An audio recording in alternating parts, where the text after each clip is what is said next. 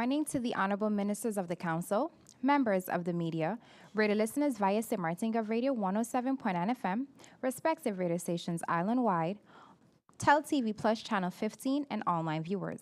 I'm Rolika Roach, and welcome to the live Council of Ministers press briefing for today, Wednesday, June 12, 2024. At this time, I would like to invite the Honorable Minister of Tourism, Economic Affairs, Transport, and Telecommunication, Grisha Heliga-Martin, to address you. Minister Heliga-Martin, you have the floor. Good morning, Honorable Prime Minister, colleague ministers, members of the press, and a special good morning to you, my sweet swell Liga, St. Martin. The past couple of weeks has been extremely challenging. Beyond the physical, social, and economic toll of the power outages and load shedding affecting us all, we're also contending with international repercussions. The recent travel advisory issued by the Government of Canada is particularly concerning for our government. The mention of island-wide power outages highlights the urgency of treating the GEBE situation as an emergency and resolving it without delay. We are currently in the process of conducting an economic impact study to help us develop measures that will provide relief to both the population and businesses. I can assure you that this situation has our utmost attention. I have met with the entire team of the St. Martin Tourist Bureau and that's just this week, and received feedback from our PR firms in the US and Canada, and we're all on top of the situation. But again, I would like to repeat my plea to the general public not to panic. St. Martin's security risk is still classified as green only. by the Canadian State Department, and there is no classification by the US State Department. It is the lowest classification any destination can get, which means that travelers take the normal precautions as they would take at home. Aruba and Curacao has this same classification, and as I said before, we're trying to find out how all of this is affecting our tourism economy, and especially where it concerns bookings and cancellations. Summer is upon us already, and we will all do whatever it takes to make St. Martin the destination of choice for all. In this regard, I will be meeting with the St. Martin Hospitality and Trade Association, SHTA, this week and other stakeholders to fine-tune our strategies. That brings me to those videos about St. Martin that has gone viral on social media. We live in a world where bad news spreads faster than wildfire. We will continue to address the shortcomings that created the negativity in the first place. The path to resolving any problem is to first acknowledge that there is one. However, I can say without a doubt at all that St. Martiners are not racist. Not by any stretch of that imagination. We are known as the friendly island for that reason. And we treat each other with respect, and we see each other as equals. And I would like to think that that experience the lady has narrated in the video is an isolated case.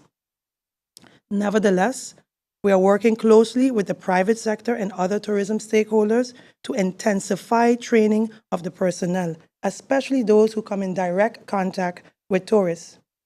We are in the service business, and we must improve not just our product, but our behaviors as well. On a different note, agriculture remains a priority for us. We are in the process of establishing a full-fledged functioning agriculture department within TIAT, and presently gathering all the necessary information to help us achieve this. As mentioned in the past, the delegation has traveled to Statia, and at that meeting, our representatives pledged for a more regional cooperation to achieve food security for St. Martin. A next delegation is scheduled to visit St. Kitts shortly to see how their agriculture sector works. But before then, I will be meeting with our own local farmers here to further discuss our challenges and seek ways to resolve them. Now I would like to address the current affairs regarding the bus and taxi licenses. On the Dutch side, of St. Martin, we currently have 521 numbers active for taxi licenses and 264 bus licenses. Prior to September 2023, those numbers stood at 385 for taxis and 177 for buses. This jump in numbers can be attributed to licenses rapidly given out by the previous administration. It was reported that there was possible discrepancies in the matter in which these licenses were issued. To understand what has taken place, the issuance process is under review by the Department of Legal Affairs. When this is completed, I would have a better understanding and overview of how things were handled and what corrective measures, if any, are required. In the interim, we have decided, based on good and responsible governance, to place the issuance of licenses on hold. This is done for two reasons. We are in the slow season period of the year, and this allows us time to put a proper policy in place and on the issuance of bus and taxi licenses. Why is a policy so important, one may ask? Historically, issuing licenses has been a political reward during elections. This process, however, should be fair and transparent. My goal, or our goal as a cabinet, is to establish a straightforward yet comprehensive policy with clear step-by-step instructions for issuing permits. This policy will serve as a consistent guideline for both the present and the future. And finally, I am pleased to announce that Go Local XL, previously known as CoP will take place on the July 4th to August 1st this year. This initiative aims to boost entrepreneurship, revive Phillipsburg, and create a vibrant lifestyle, culture, shopping, and entertainment experience for both locals and tourists.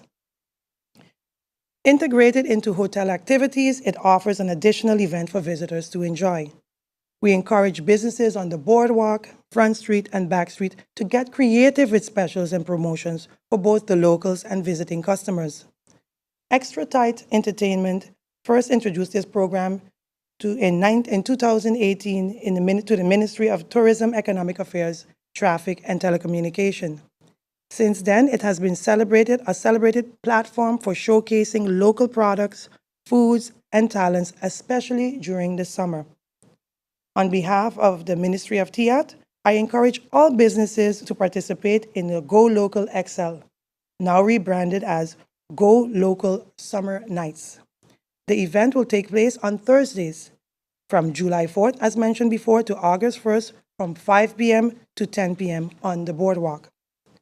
Go Local Summer Nights aims to stimulate activities in the Phillipsburg, attracting both tourists and locals, support local vendors to providing a platform for showcasing their crafts, their cuisines, and locally produced products, boost economic activities by encouraging local spending, and foster community spirit and pride by revitalizing town centers and promoting interaction between residents and visitors. We expect at least 50 vendors each Thursday, offering a lively and diverse experience for all attendees. Let's work together to make this Go Local Summer Night a success. Thank you, and I await your questions. Thank you, Minister Heiliger Martin, for your opening remarks. Yes. We will now move on to the following minister and then go to the Q&A. Okay, thank you. I would now like to invite the Honorable Minister of Justice and Acting Minister of Education, Culture, Youth, and Sport, Lyndon Lewis, to address you. Minister Lewis, you have the floor.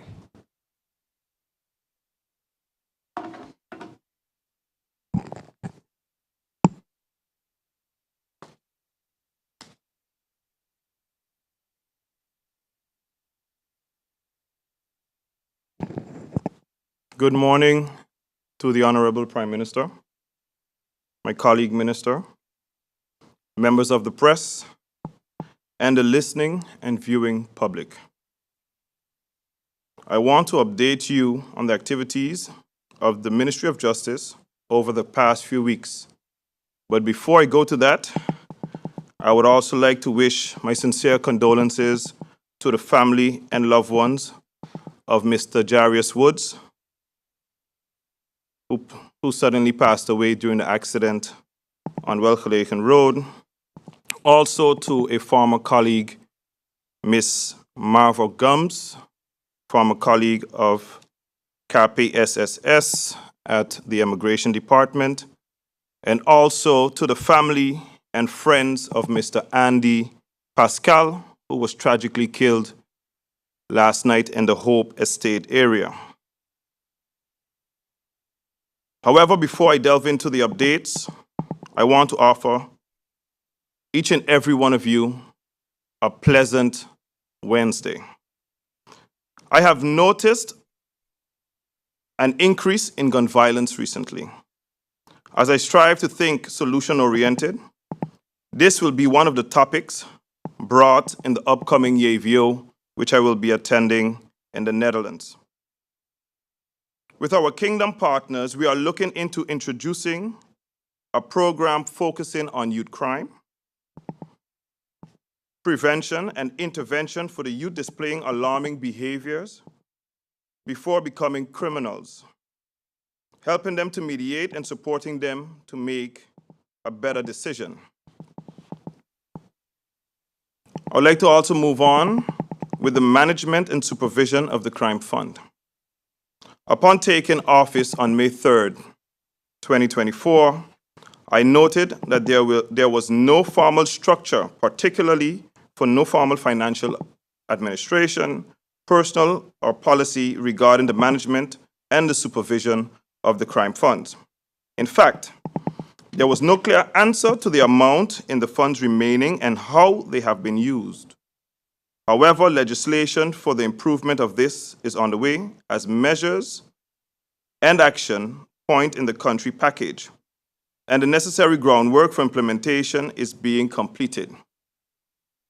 A date will be scheduled later this week for the presentation of the new draft legislation to myself and the Minister of Finance.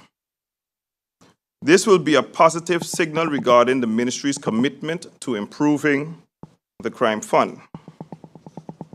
So the groundwork includes a draft policy plan, training, onboarding of the software for financial administration, and the establishment of an oversight committee.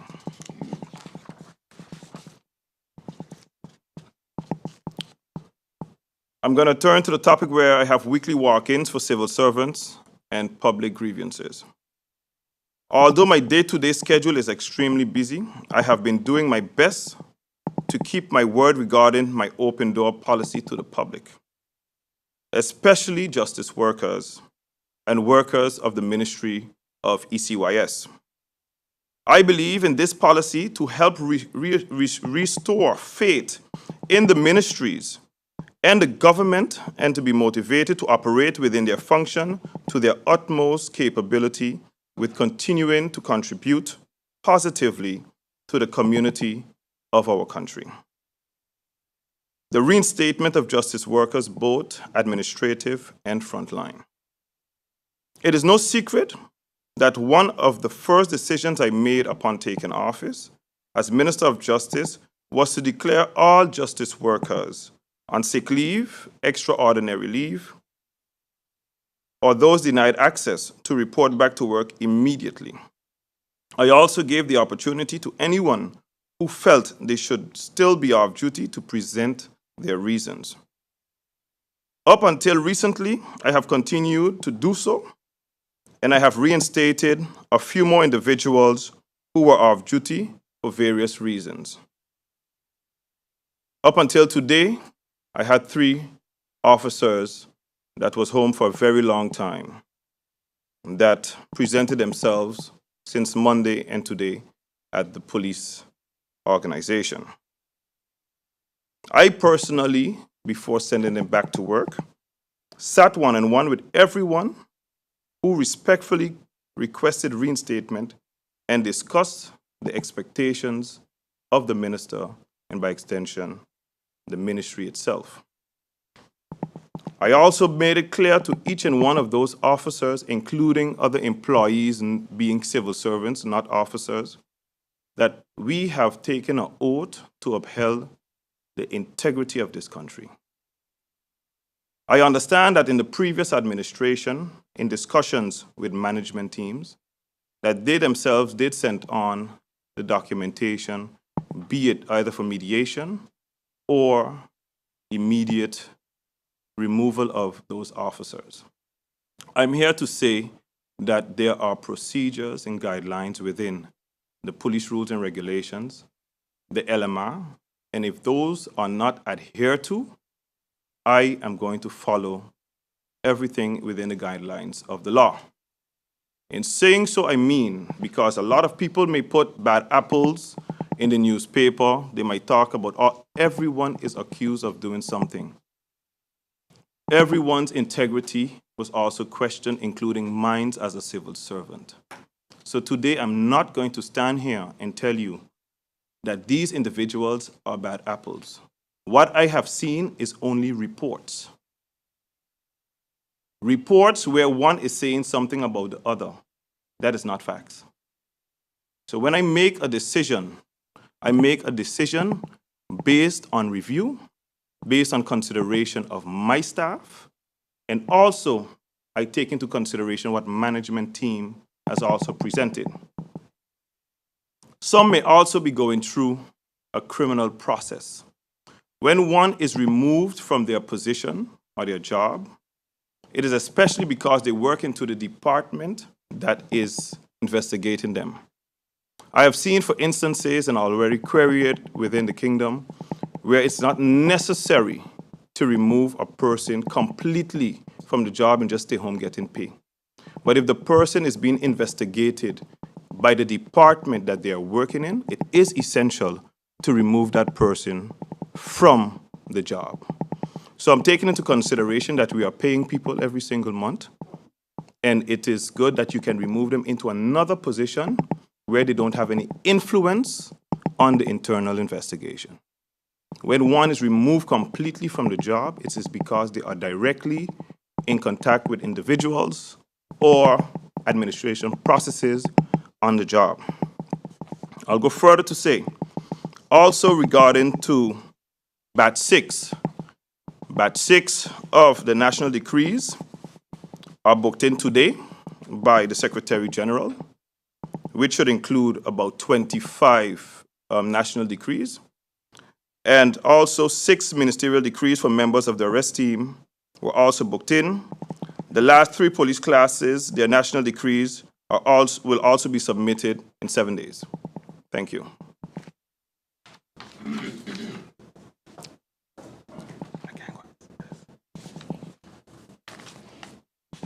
I would like to go on now.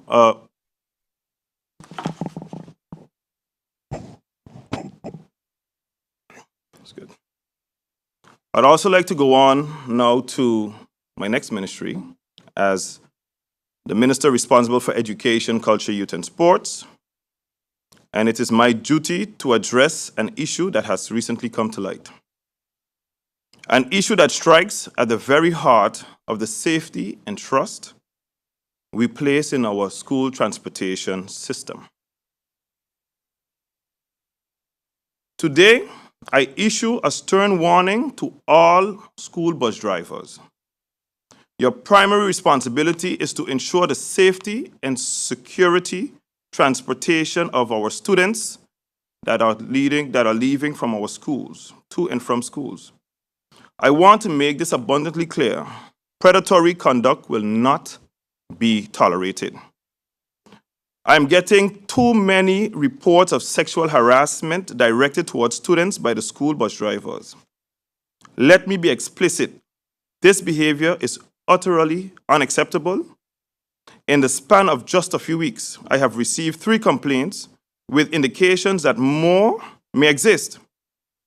While many of these reports detail verbal harassment, one particularly alarming incident involved a bus driver taking a student into an alley. This kind of behavior will result in severe consequences, including prosecution. I will be calling for an urgent meeting with school bus operators, with the ministry officials on Saturday upcoming to discuss this issue. I have recently signed this invitation to the individuals. Invitations will be sent today to the school bus operators. School bus drivers must maintain the highest standard of professionalism and ethics while performing their duties. Parents trust that when they send their children on a school bus, they are placing them in a safe environment. These recent reports of misconduct are a violation of that trust and affront to the integrity of our school transportation system. We cannot and will not allow this to continue. Thorough investigations are underway. Any bus driver found guilty of such misconduct will face prosecution to the fullest extent of the law. Furthermore, suspensions and contract terminations will follow if bus contractors fail to address and rectify such behavior within their ranks. Let me be clear. We have a zero tolerance for any form of harassment or predatory behavior towards students. Those responsibilities will be held accountable. We owe it to our children and their families to ensure that our school buses are a safe haven, not a source of fear. I urge parents to report any suspicious inappropriate behavior towards their children immediately. Your vigilance is crucial in helping us maintain a safe environment for all students. The school busing. On the topic of school busing, I am happy to also announce that the Department of Education is finalizing the service level agreement with the busing operators. We are also looking at implementing the fleet management system, and all other related matters are also being discussed. While government departments and personnel are committed in doing their utmost, more can and will be done to enhance the school bus safety. We will enforce strict policies governing the conduct of school bus drivers and the operation of school transportation services. This includes ensuring that all school bus drivers undergo thorough background checks and receive training, and we will establish a regular monitoring system to oversee the conduct of school bus drivers. I would like to go on to the topic of Flag Day. Tomorrow, June 12, is Flag Day, and I would like to encourage one and all to their flag, St. Martin, flag high and with pride. The people and the government of St. Martin will be commemorating the 39th anniversary of Flag Day. At the grounds of the Mary Genevieve, the Weaver School, and the Hope Estate, just to note, I did 6 years at the Mary Genevieve, the Weaver, so that is my school. The annual commemoration of Flag Day will begin at 8:30 with the Patriotic School Parade, which commences in front of the Nika supermarket on the Sucker Garden Road and goes towards the Phillipsburg, turns left at the entrance of Hope Estate, and goes directly to the Mary Genevieve School parking lot. Let's make our 39th Flag Day a truly memorable one. Thank you. Thank you, Minister Lewis, for your opening remarks. I would now like to invite the Honorable Prime Minister and Minister of General Affairs, Dr. Luc Marcelino, to address you. Prime Minister Marcelino, you have the floor.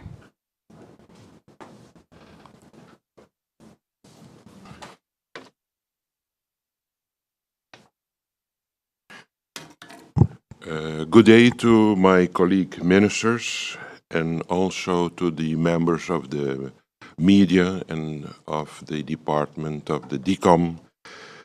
And of course, good morning to the people of St. Martin. At this particular moment, of course, the hot topic of our nation is our failure for energy supply for our country and our people.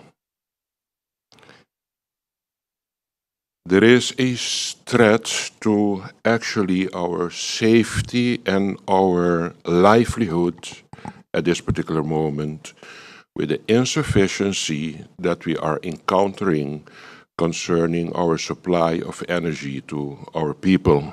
I realize that very, very, very good. That is also the reason that I am not entertaining especially the negative powers that are trying in all ways to actually make sure that our solution-oriented approach will become a failure. We are now in a phase that we are even so far that we are entertaining actions in the society actually to promote failure of a basic security that we have to guarantee our people of our country. We are avoiding negative powers. We are looking for professional solutions that I will discuss with all of you. And we are, and you will realize that we are bypassing political rhetoric and political games because this government is realizing that we are in a situation that focus, commitment, and seriousness is of essence to solve the problems that we are in. As you know, there is an insufficiency in our capacity to supply the energy to our people, and we are now in the phase that solutions has to be presented on immediate, short-term, and long-term for country St. Martin. And I dare to just open a little the options and possibilities that we are now contemplating to help our country out of this crisis. You have to realize that when we took over this government, there was already a backlog in actually deficiency in actions and decision-making to guarantee continuity of energy supply for our country. This has been neglected for years by our authorities, and all of a sudden this government is now in a difficult reality with the country. We are not pointing the fingers. We just assume our responsibility, and we are just working hard to see if we can get short-term solutions already for our crisis. You have to realize very good that we have to actually, in time span, we have to look for immediate solutions. Immediate solutions are solutions that has to be presented now for the coming 6 months. We have to look for mid-long, short-term solutions. The short-term solutions are solutions that also start now, but is going to reach until the 24 months, and we have the long-term vision and solution that actually starts as of now, but also reaches after the 2 years from now. So we have the immediate phase from now till 6 months. The short-term phase is actually from now, but especially starting in 6 months from now till 2 years. And the long-term vision is what can be done after stabilization of our situation, starting as of 2 years from now. We have been looking around for options and solutions. The first solution is the generator containers. That is what we are looking at. And there are 2 options for this generator container search. The first one is the option of just renting the containers. You rent those containers, they come on the island, you pay a monthly fee. Added to that the fuel price to it. And after the amount of period that you had a contract with this company, the containers will be recollected and they leave the island. The second option is that we lease the generator containers also, but in this case we're going to make a deal in the context of lease to own. That is a second option that we are looking in, and we are quite far already in analyzing the options that we have, but this is the second one. I'm just going through the whole arsenal with you. The third option is the powerboat or the barge boat that we are bringing. And this barge boat is, of course, we have at this particular moment 2 of them in Santo Domingo. We have one in Guyana and we have one in Brazil. So we are negotiating with those companies that have these boats in the vicinity to see how we can get a agreement with them. The fourth option that we have is combining the barge boat, the power boat, with option one, being just barge boat combination rent of a container.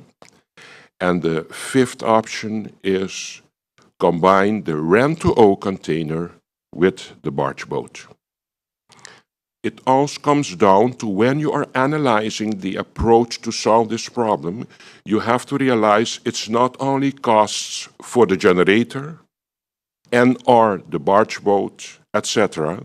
Your total financial picture that you need to solve this problem for the coming 2 years is that you have to realize that you have to have finance for containers, and I will explain why. Barge boat, I will explain why, the combination of both. Start ordering the big diesel generators that we are not now functioning and above the 30 years concerning their lifespan.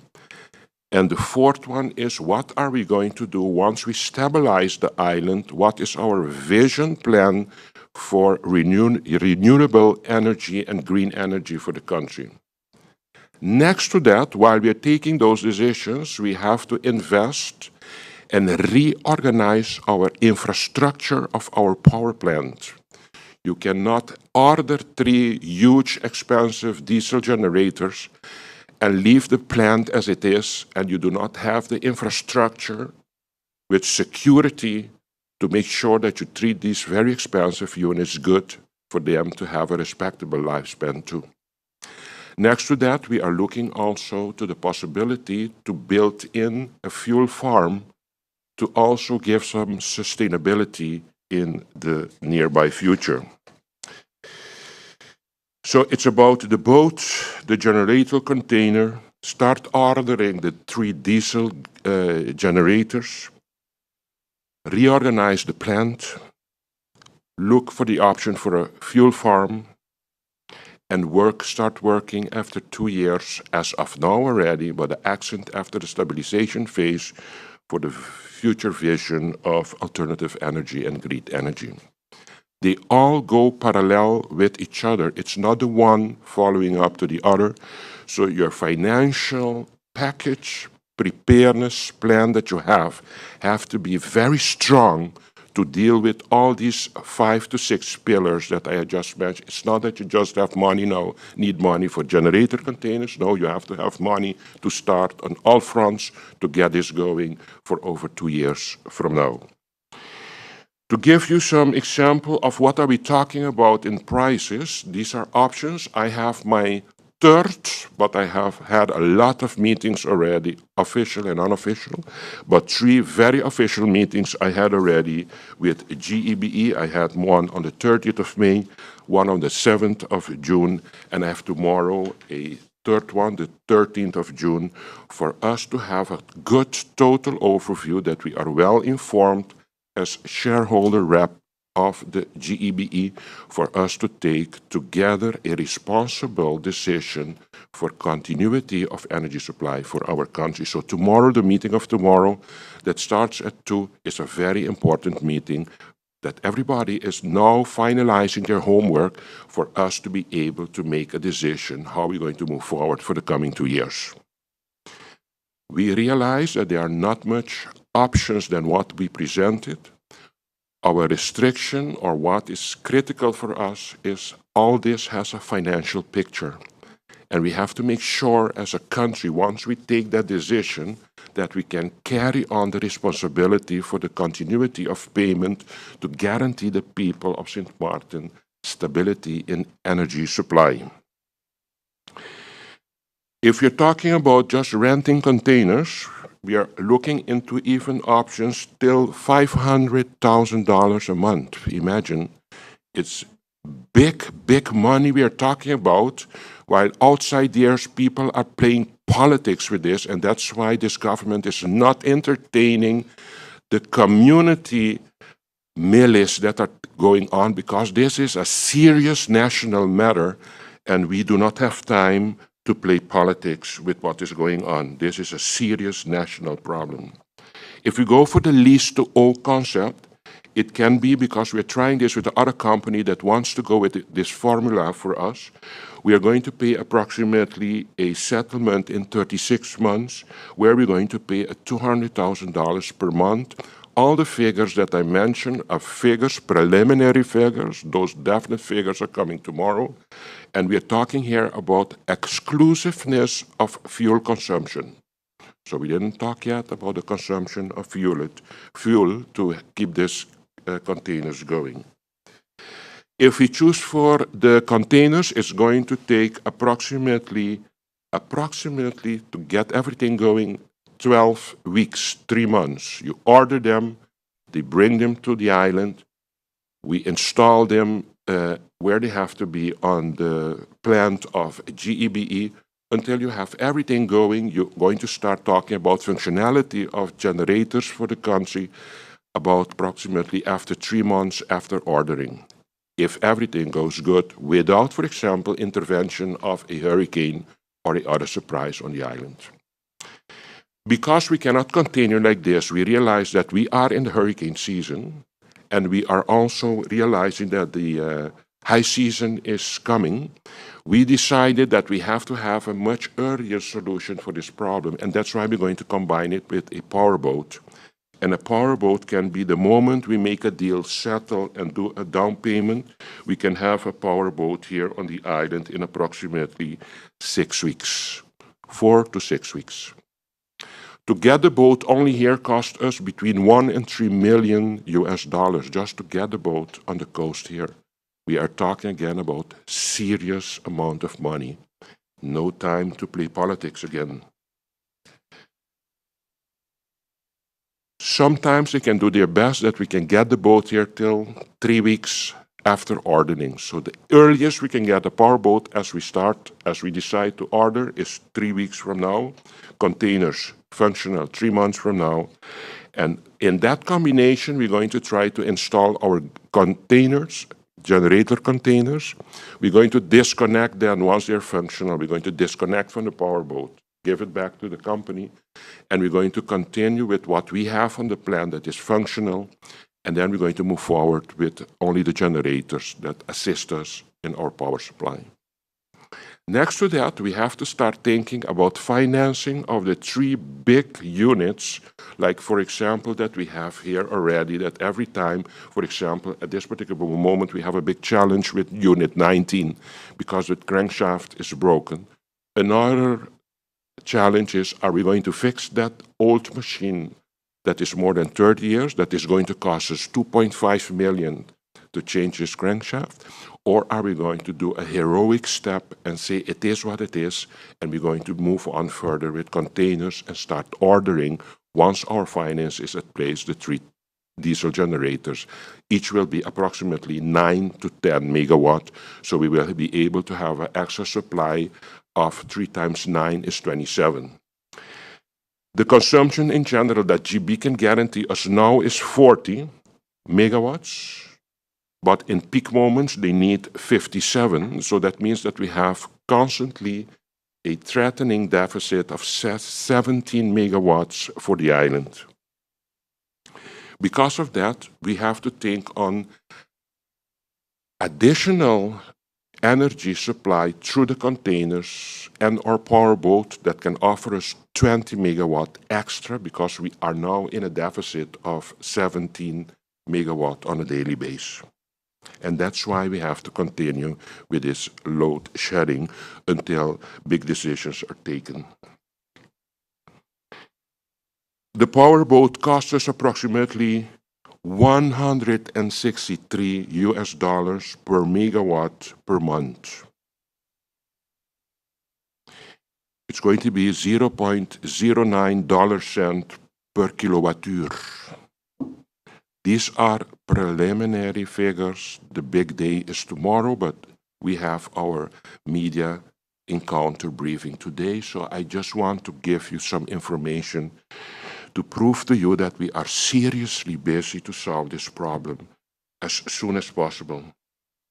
The price for the containers fluctuates between the 0.04 and 0.07 till 0.09 dollar cents per kilowattuur, but average between 0.04 and 0.07 dollar cent per kilowattuur. And if you want to express it in big US dollars, it varies between the 30 to 52,000 US dollars per megawatt per month. We are talking again about big money. All of this can take place under one condition. There has to be, on governmental level, stability for investors to feel themselves comfortable to help us finance these huge projects for the nation. And the political arena of St. Martin has to understand that. I made a choice with my government not to go the political route of the political game entertainment, because this is too sensitive for the security of the livelihood of our people. So we are in our background doing our homework to get this going for the country. There has to be also continuity, and that is every time again investors negotiating with us are telling us, your governments are unstable for your country. Make also guarantee of continuity of good management of your power plant for your country if you want us to invest in it.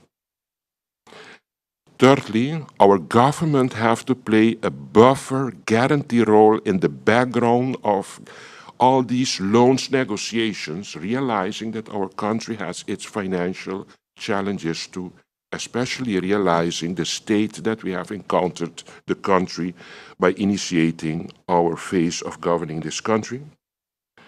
And so we have to realize that we have to work on stability, tranquility, and peace in this country, instead of using the platforms for personal political gain, instead of working together to solve this national problem for country St. Martin.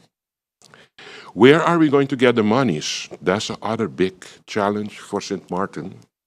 We from the side of government, we are working on seeing what we can do with the capex of our budget of 2024 in this crisis situation. We will have to have a backup buffer function in all these negotiations as a government. We cannot stand as shareholder rep without showing our goodwill, intention, and responsibility to have some buffer offering to this negotiation table. We are also working with a consortium on national level consisting of banks and other institutional investors to see if we can get a group of people motivated, although all this negativism going on in our country, to get their trust and belief in the future of this country. We are negotiating with them at this particular moment too. I'm working also with two letters that I sent recently, one directed to the director of the country director of the World Bank, CCing all the stakeholders from the World Bank in which I send a letter to Mrs. Burun Sik. She is the country director for the Trust Fund World Bank for our trust fund. And I also sent a letter recently to Mrs. Van Huffelen as State Secretary of the Netherlands, because we are part of the Kingdom of the Netherlands and we are in a crisis situation. We are not in an emergency state, we are in a crisis situation. And I think that our partners in the kingdom should not only be informed, but I added a significant part of my letter to ask their attention to see if they can financially help us to finance the project that I was talking about just now to get the country back in stability and in balance concerning the energy supply for our people. Two letters left, one for Van Huffelen. Of course, the BZK also is CC'd in it, and Mrs. Van Huffelen and the World Bank. Further, I would like to state to you that, of course, we have misused on political level in the past the financial capacity of our government-owned companies. But I said I'm not going to finger point and look back to the past. We have to move forward and come with solutions. But the situation of GB is that they have no outstanding debts that is promising for the negotiation table. And further, there are no significant accounts payable at this particular moment, no active overdraft facility at this particular moment. And these are great things that we should mention too. And then from there on, it's going to favor us in our negotiation with the potential financiers for this project. I think I have given a lot of essential information for you guys to realize what this government is doing to solve our problems. We are solution-oriented and we are avoiding politics at this particular moment, and everybody must realize that. Very good. The statement on the street is, we are not hearing enough from the Prime Minister. No, you are not, because the Prime Minister, for you to hear from him in this phase, is because then he is choosing to play political games, and the problems of the country now are too serious for that. So my attention now is totally focused to see how we're going to get this country going again. Thank you very, very much. Thank you, Prime Minister Marcelina. Yes. Will you give me 1 more second? Sure. Yes. We had yesterday a strike also, a small strike. It had to do with a big misunderstanding about the payment of a 7% vacation allowance for the civil servants. There is a misunderstanding about it. Most of the time when you approve your budget, the ombudsman gets 6 weeks to look into it. And the 6th week ends the 26th of June. And because that has to be approved first, then we get the green light that we can pay out the money in June. We have an obligation to pay the vacation allowance in June, that we can do, but we cannot do it before the 26th. That made, of course, that we had to make a choice to make sure that we assume our responsibility to pay, that we did. We're going to pay the first part, being the 6%, on the 14th of June. We're going to pay the salaries of the civil servants on the 25th. And we're going to make the day after the approval from the Ombudsman for our budget, we're going to pay the 1% remaining, being 6% on the 14th, plus 1% on the 27th. The civil servants are going to get their vacation allowance in the month of June, as has been agreed upon. Thank you very, very much. Thank you, Prime Minister. If you've just joined us, you are watching the live Council of Ministers press briefing for today, Wednesday, June 12, 2024. We now move over to the question and answer session, and Bibi Haj Shah of SMN News, you have the floor. Bibi, kindly indicate which minister your question is for. Good morning, Malika. Good morning, ministers. My question to the Prime Minister. Prime Minister Marcelina, I took note of all the information you gave regarding NVGEBE. Yes. However, what I didn't hear is when a decision is going to be taken as to which of the multiple choices that you have outlined. You did say tomorrow is a meeting. Yes. But then There's we a would third like one. to know when exactly a decision will be taken as to where we go from here. Yes. The idea is that we have a third meeting tomorrow in which all stakeholders had to do their homework. They're coming back with all factual information tomorrow. Also, the financial status right now of GEBE. And from there on, we are far advanced in our negotiation with potential financiers for this project. The decision, what has to be done, is that there is no choice then that this decision has to be taken. The only thing that we have to make sure is that once we press the green button to start with the puzzle that you spoke about, is that we can carry that financial responsibility for the country. And we are waiting, of course, on all the stakeholders. Also the reaction, for example, of the letter that I wrote to Mrs. Van Huffelen, in which I'm asking the Dutch government to, for example, look into the possibility for us to get financial assistance from the SDE++, the Groeifonds, the Growth Fund, for example, and also the Fund for Small and Middle Businesses in the Netherlands. These are in the European Bank, so we have some options that needs to react to our request, but actually a decision has to be taken, and I think it's difficult to give a time span because everybody will keep me to that time span that I will say or not say. But for me, that decision had to be taken yesterday, seeing the crisis situation of the country, and every day is a day too long for me. So I want to take the decision as soon as possible, but I need the right figures, the right guarantees, make sure that everybody is on board for us to take a responsible decision. And in the coming 3-4 weeks, something has to happen for us to make sure that we start on the project of the 2 years that I explained just now. Thank Another you. clarification I'd like to ask. In your letter to the union last night, Yes. you said the covenant will be fully respected. Or Yes, will of be course. respected. Yes. In that covenant, it spoke of the COLA, which is cost of living adjustment. Can you tell us if that too will be paid? It's going to be paid, of course, but it all has to do with the approval of the amended budget for 2024. But the sanctity of the covenant that has been signed on the 29th of April will be respected. There is no other choice. A covenant is a covenant.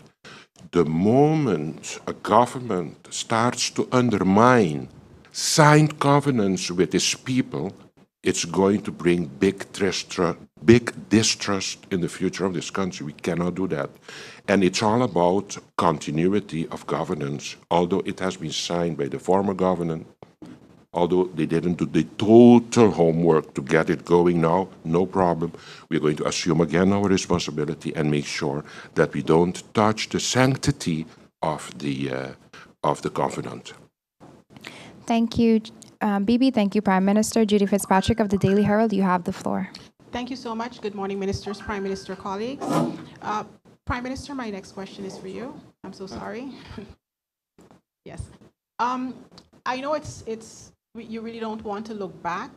However, a lot of this that we're going through right now could have been avoided had this been nipped in the bud earlier. I'd like to know what sort of explanation did your cabinet receive from GEBE as to why new generators were not ordered earlier, because they were fully aware of the lifespan of these 3 generators that are past their 30-year lifespan. So why wasn't this done earlier?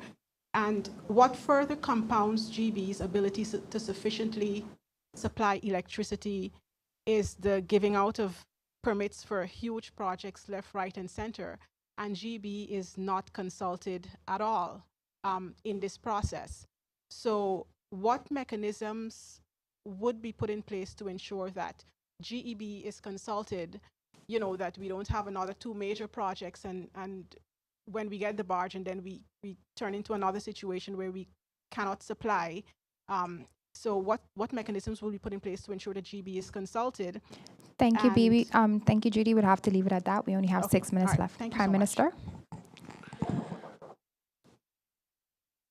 The answer, if you want me to be very honest with you, government-owned companies has to be stopped being used as extension arm of politicians. That is what has killed government-owned companies, and I dare to stand for what I just said. And the solution to avoid it is corporate governance. Everybody is promoting corporate governance. Let us adhere to corporate governance if we want to deal with government-owned companies. There were times that the GEBE, in times that these generators were above the 20 years old, GB had a liquidity of above the 40 million. And today this GEBE, without the new machines, does not have that amount anymore on its bank accounts. So there is no other conclusion to be drawn. Thus, government-owned companies has been used as extension arms of the political arena of Country St. Martin, and that has to stop. Thank So you. will GB be consulted moving forward? Of course, we are in a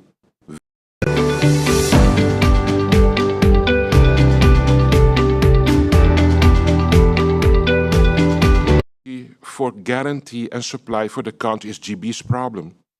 I'm a shareholder rep of the GEB, and you are a citizen of this country that depends on the same GEBE. I'm involved in it with my responsibility as government. GB is the one helping me, and the citizens are the one that are glad that they can put on the lights in their living room. We have to stop dividing, and we have to realize that we need now unity in this nation. We have to become brothers and sisters of each other. GB, citizens and government must fuse and become one if we want to solve this national problem for Country St. Martin. Thank you, Prime Minister. Prime Minister. No problem. I would now like to invite Emily of Island 92 Radio. You have the floor. Good morning. Thank you for your explanation. Appreciate the transparency on the financial picture behind it. So my question is very much related to the decision-making process for what you've outlined. Number one, I understand that the board of GB is not complete. So if you could explain how many board members there are, how many are missing, even if you'd like to provide the names, I think the public is very curious. So from what I understand, that the financial picture of GB doesn't look very promising. We have the history of GB from the hack, where the financial administration of GB, the ability to collect bills, to issue invoices that are correct. So from a financier's perspective, that paints a very, questionable, unfavorable climate. So ultimately, some sort of guarantees are going to need to be put in place, ultimately meaning that government will have to take that responsibility for those guarantees. Perhaps, as you've outlined, perhaps money through the NRPB, World Bank, CapEx. CapEx, which your Minister of Finance says can't be touched in her previous press release. Mm-hmm. But that ability of government to guarantee financing relates back to perhaps budget discussions, CFT approval. So could you lay out, because government to guarantee, let's say, the neighborhood of $50 million total sounds like a very time-consuming process. So that's going to affect the time frame that the public has to endure the blackouts. Mm-hmm. Mr. Lee, this comes down to now realizing that we have a crisis situation in this country, and it's at this particular moment the task of government to prioritize. We have had maybe 10 plans for the future. We will have to break it down and go to 7 of them and say sorry for the other 3 and give priority to the GEBE. You cannot have a state-of-the-art airport, work on a state-of-the-art hospital, and you do not have energy to supply these institutions. So we all have to wake up and we have to go back, sit on the table and give rights to the priorities that we need in this country now. And all of us will have to make some sacrifices, but this problem has to be solved in the coming 2 months for Country St. Martin. Thank you, Prime Minister. Unfortunately, we only have 1 But he minute. didn't answer the question about how does government approve the financing that it needs to guarantee, because Next, that seems I think to be maybe budget next time we CFT. should have the question asked plain out so Prime Minister can answer it. Prime Minister, would you like to provide the clarification? Yeah, we do not have much flexibility in our budget at this particular moment. Everybody knows that, but still we have a threatening crisis situation of the nation. And that is also the reason that I wrote 2 letters, one to the World Bank, knowing all the projects that they have, but tell them, guys, let's now halt, bring this to a stop. Let's look back to what we have to reconsider to see if we can give priority to a crisis situation of the country. I was, for example, in Washington recently for 4 days. They were presenting me future vision of green energy that is a project with millions invested into it. It makes no sense to tell me over future vision of alternative energy for County St. Martin, like while the night that I wake up in Washington, my country is in darkness. So World Bank has to readjust, the Kingdom has to readjust, St. Martin has to readjust, but most of all, our mindset of our people in this country have to reset if we want to be successful with our country. Thank you, Prime Minister. I would now like to invite Jacqueline Hoffman of the Daily Herald. You have the final question.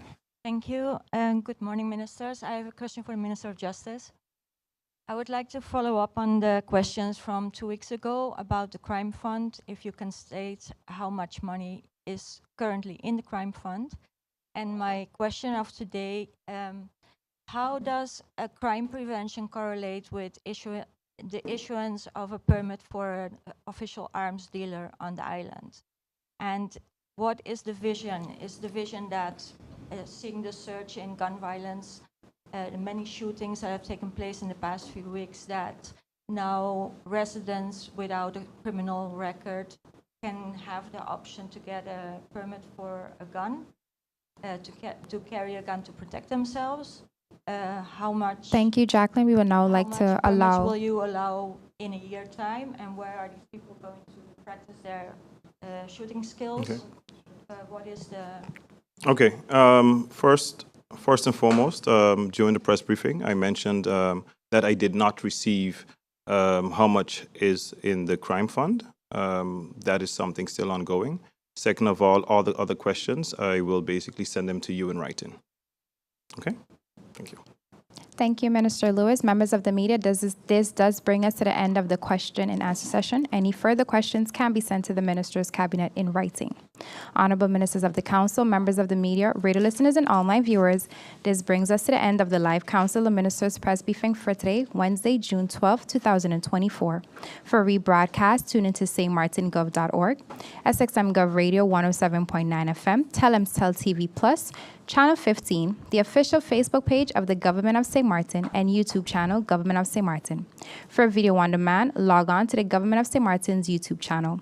On behalf of the Department of Communication and the Government of St. Martin, I'm Roleika Roach, and wishing you a pleasant day further.